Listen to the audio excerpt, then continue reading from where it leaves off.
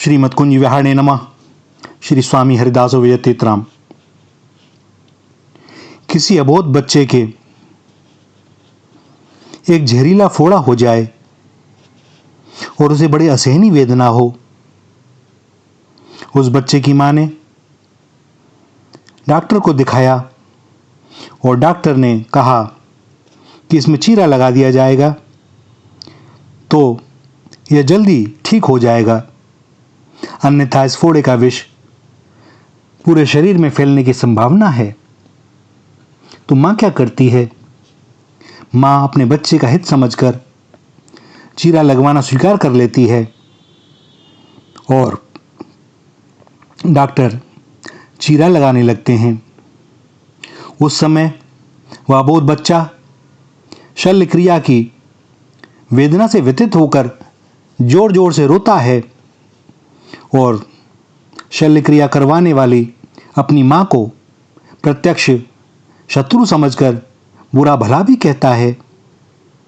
यद्यपि प्रथम दुख पावई रोवई बाल अधीर, व्याधि नाश हित जननी गणति न सो शिशु पीर। किंतु मां उस बच्चे के रोने और भला बुरा कहने की कोई परवाह नहीं करती, वरन वह उसके हाथ पैर और जोर से पकड़ लेती है। शल्य क्रिया हो जाती है, चीरा लग जाता है, उस फोड़े के अंदर का सारा विष बाहर निकल जाता है। कुछ समय बाद बालक की सारी पीड़ा मिट जाती है और वह बड़ी शांति से सो जाता है। वह बच्चा अज्ञान से चीरा लगवाने में रोता है, किंतु जो समझदार होते हैं वे जानबूझकर चीरा लगवाते हैं। तिमि रघुपति निज दास कर हरहि मान हित लाग, तुलसीदास ऐसे प्रभु कस न भजऊ भ्रम त्याग। इसी प्रकार भगवान भी अपने प्यारे भक्त के समस्त आंतरिक दोषों को निकालकर बाहर फेंक देने के लिए समय समय पर ऑपरेशन किया करते हैं।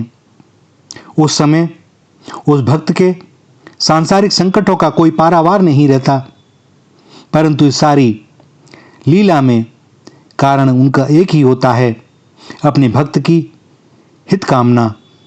जिस प्रकार मां अपने प्यारे बच्चे के अंग का सड़ा हुआ अंश काटवा कर फेंक देती है, उसी प्रकार भगवान भी अपने प्यारे बच्चों की हित कामना से उनके अंदर के विषय विष को निकालकर फेंक दिया करते हैं।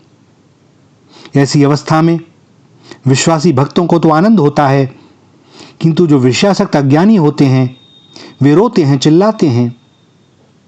जिस समय भगवान वामन ने अनुग्रह पूर्वक विराट स्वरूप धारण करके भक्त बलि को बांध लिया, तो इन बंधनों को बलि ने भगवान का परम अनुग्रह माना। उस समय बलि के पिता में परम भक्त प्रहलाद जी भी वहां आए और भगवत कृपा का मर्म समझने वाले प्रहलाद जी ने आते ही भगवान से कहा, हे भगवान, आपने ही इसको यह समृद्धि संपन्न इंद्रपद दिया था और इस समय आपने ही इसको हर लिया। मेरी समझ से आपने इसे राज्य लक्ष्मी से भ्रष्ट कर इस पर बड़ा अनुग्रह किया है। लक्ष्मी को पाकर व्यक्ति अपने को भूल जाता है। जिस लक्ष्मी से विद्वान और संयमी पुरुष भी मोहित हो जाते हैं, उस लक्ष्मी के रहते हुए कौन सा पुरुष आत्म तत्व को यथार्थ रूप से जान सकता है? आपने हम पर बड़ी दया की है। यह होती है भक्त के विश्वास की वाणी कि वह शुभ में भी शुभ का दर्शन करता है और भगवान पर दृढ़ भरोसा रखता है। और भगवान भी प्रहलाद जी के इस कथन का समर्थन करते हुए कहते हैं कि मैं जिस पर कृपा करता हूं उसका धन वैभव पहले हर लेता हूं, क्योंकि व्यक्ति धन संपत्ति और ऐश्वर्य के मत से मतवाला होकर समस्त जीवों का और मेरा निरादर करता है। जिस धन संपत्ति से इतना अनर्थ होता है, केवल उसी की प्राप्ति में भगवान की कृपा मानना कितनी बड़ी भूल है हमारी। परंतु कोई भगवान के वचनों से यह समझकर भयभीत ना हो जाए कि भगवान तो अपने भक्तों के धन ऐश्वर्य का सदैव ही नाश करते हैं। भैया, ऐसी बात नहीं है। वे ही विभीषण को लंका का राज्य देते हैं, ध्रुव जी को अतल संपत्ति देते हैं और अपने प्रिय सुदामा को अतुल ऐश्वर्य भगवान ही देते हैं। जैसी अवस्था होती है वे वैसी ही व्यवस्था करते हैं। एक गुणी चिकित्सक रोगी के रोग का निदान कर उसे वही औषधि देता है जो उसके रोग का नाश कर दे। वह इस बात को नहीं देखता कि वह दवा कड़वी है कि मीठी, रोगी को पसंद है या नापसंद, रोगी की इच्छा है लेने की है या नहीं। रोगी अगर कुपथ्य भी चाहे तो चिकित्सक उसे डांटता है, फटकारता है।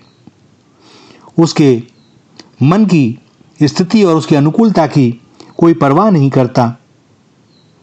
वह दूसरे दवा बेचने वालों की भांति मूल्य प्राप्त होते ही उसकी मुंह मांगी दवा नहीं देता। उसे चिंता रहती है रोगी के हित की।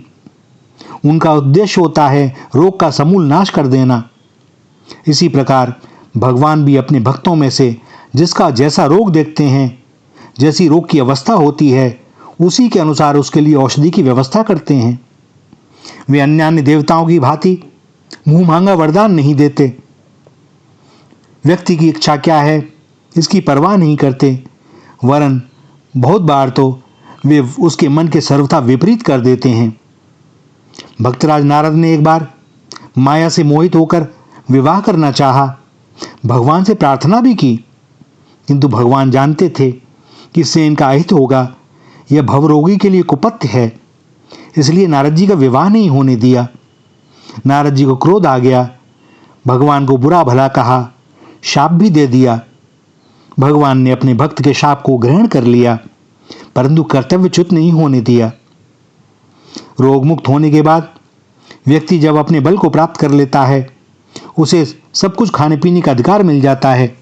इसी प्रकार भवरोग से मुक्त होकर भगवत प्राप्ति कर लेने पर उसको भगवान के सर्वस्व का स्वामित्व प्राप्त हो जाता है। फिर उसे किसी बात की कमी नहीं रहती, कभी कोई बाधा नहीं आती। हम संसारी लोग सांसारिक धन ऐश्वर्य के लिए लालायित रहते हैं, किंतु यदि चेष्टा करके हम उन परम ऐश्वर्यशाली भगवान को, जिनके एक अंश में सारा ऐश्वर्य से भरा हुआ संसार है, उन्हें प्राप्त कर लें तो भैया समस्त पदार्थ अपने आप प्राप्त हो जाएंगे।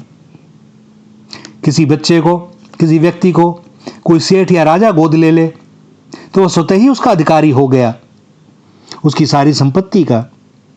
सो राजा बलि ने भगवत कृपा के विकट स्वरूप से न घबराकर सादर स्वागत किया। बलि का समस्त धन ऐश्वर्य हरण हो गया।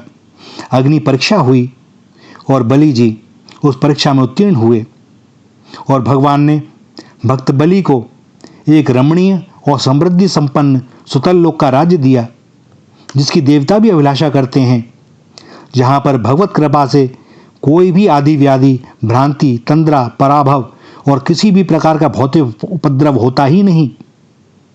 इतना ऐश्वर्य देकर भी भगवान शांत न रहे। उन्होंने बलि को सावर्णी मनवंतर में इंद्र होने के लिए वर दे दिया और प्रहलाद से बोले कि वत्स प्रहलाद, तुम अपने पौत्र सहित सुतल लोक में जाकर जाति के लोगों को सुख पहुंचाते हुए आनंद से रहो। वहां तुम मुझको सदा गदा हाथ में लिए बलि के द्वार पर सब समय देखोगे। और भगवान ने बलि के द्वार पर द्वारपाल होना स्वीकार किया और अंत में उसको अपना परम धाम प्रदान किया। इससे बढ़कर और क्या परम अनुग्रह हो सकता है। भगवान ने हिरण्याक्ष, हिरण्यकशिपु, रावण, कुंभकर्ण और शिशुपाल दंतवक्त का क्रमशः अवतार धारण करके वध किया। किस लिए? उन पर प्रेम था, उन पर कृपा करनी थी। इसलिए ऋषि के श्राप से भ्रष्ट अपने द्वारपाल जय विजय को शाप मुक्त करने के लिए। मृत्यु से अधिक भयानक बात और क्या हो सकती है। परंतु भगवान के द्वारा होने वाली मृत्यु में भी उनकी कृपा और हमारा कल्याण ही भरा हुआ होता है। वे दुष्टों का नाश क्यों करते हैं? उनके उद्धार के लिए, उनको पापों से मुक्त कर अपने सुख शांति में परम धाम में पहुंचाने के लिए। और जो उनके भक्त होते हैं, उनकी दिव्य दृष्टि ऐसी हो जाती है कि वे इस भगवान की लीला को देख पाते हैं और सब समय भगवत प्रेम में डूबे आनंद का अनुभव करते रहते हैं। श्री राधा, श्री राधा, श्री राधा।